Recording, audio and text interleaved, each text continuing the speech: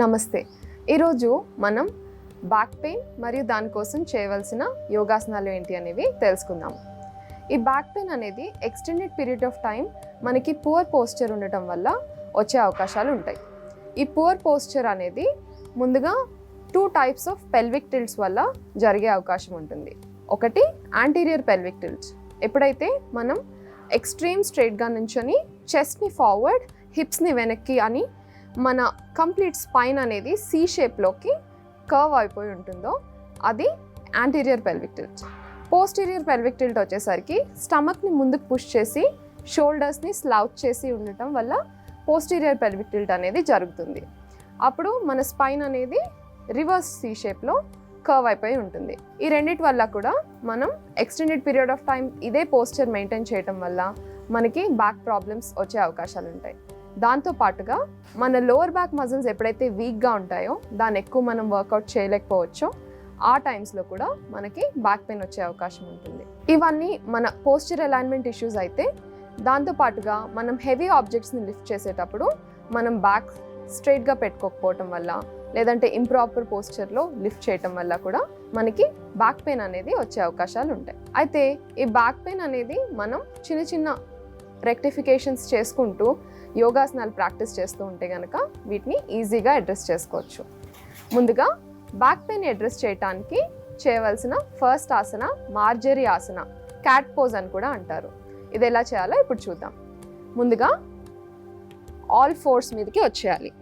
మోకాళ్ళ మధ్య hip distance తీసుకోవాలి. పామ్స్ మధ్య కూడా షోల్డర్ డిస్టెన్స్ తీసుకోవాలి. రిస్ట్ ఎగ్జాక్ట్గా మన షోల్డర్స్ కిందకి రావాలి. మోకాళ్ళు కరెక్ట్గా మన హిప్స్ కింద రెస్ట్ అవ్వాలి. ఈ పొజిషన్లో ఇన్హేల్ చేస్తూ మన బ్యాక్ని కర్వ్ చేసుకోవాలి. హెడ్ని కిందకి బెండ్ చేసుకుంటూ స్పైన్ని కర్వ్ చేసుకోవాలి. ఇన్హేల్ చేసి ఈక్విలిబ్రియం పొజిషన్కి వచ్చేసేయాలి. Once again exhale and curve. Inhale, equilibrium. Exhale and మెల్లగా ఒక్కొక్క వెన్నుపూస కూడా మనం మూవ్ అవ్వటాన్ని గమనించుకుంటూ ఈ పొజిషన్లోకి వెళ్ళాలి. మళ్ళీ ఇన్హేల్ చేస్తూ ఈక్విలిబ్రియం పొజిషన్కి వచ్చేయాలి. ఎక్స్హేల్ చేస్తూ కర్వ్. Inhale and straight.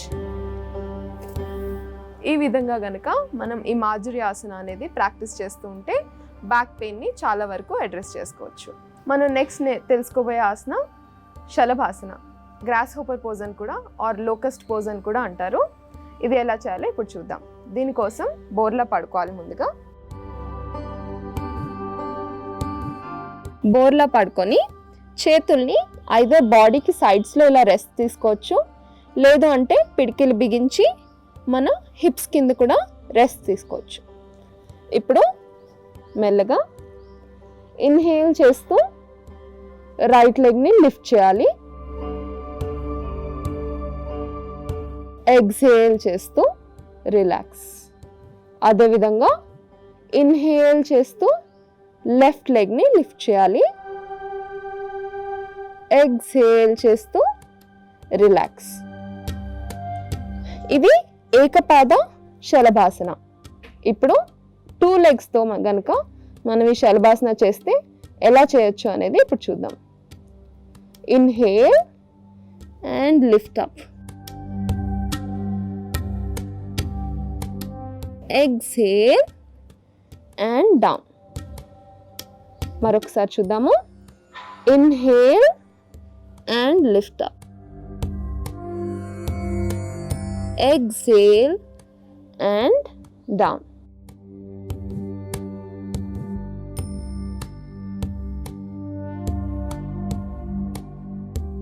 ఈ శలభాసన ప్రాక్టీస్ చేసేటప్పుడు మన లోవర్ బ్యాక్ మజిల్స్ ఏవైతే మనం యూస్ చేస్తూ ఈ కాళ్ళని లిఫ్ట్ చేస్తామో వాటిపైన కాన్సన్ట్రేట్ చేసి కాన్షియస్గా బ్రీతింగ్ తీసుకుంటూ ఈ పోస్చర్స్ని మనం ప్రాక్టీస్ చేయాలి.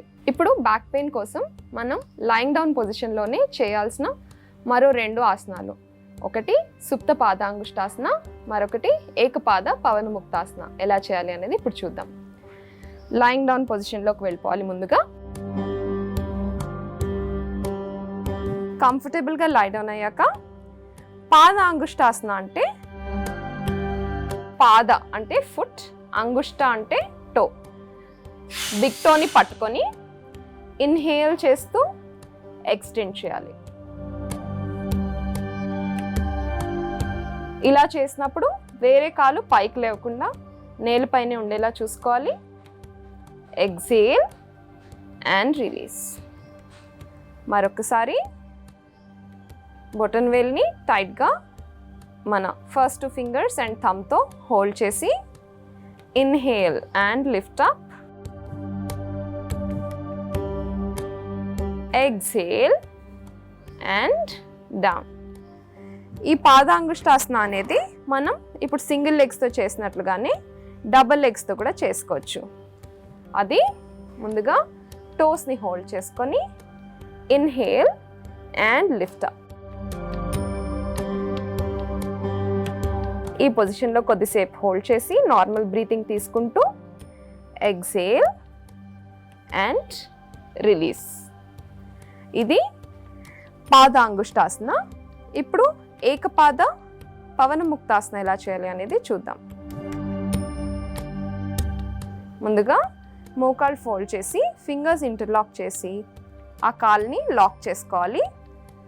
ఎక్సేల్ చేస్తూ కాల్తో స్టమక్ మీద ప్రెషర్ పెడుతూ బ్యాక్ని కర్వ్ చేసుకుంటూ మన హెడ్ని, ఫోర్ హెడ్ని మోకాల మీద ఆనించడానికి ట్రై చేయాలి. Inhale, exhale and up.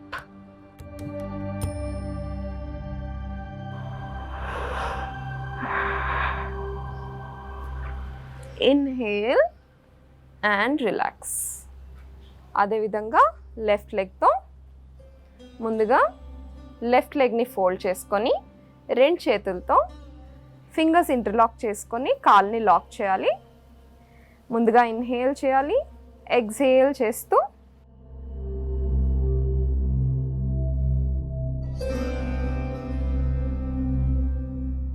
Inhale and relax.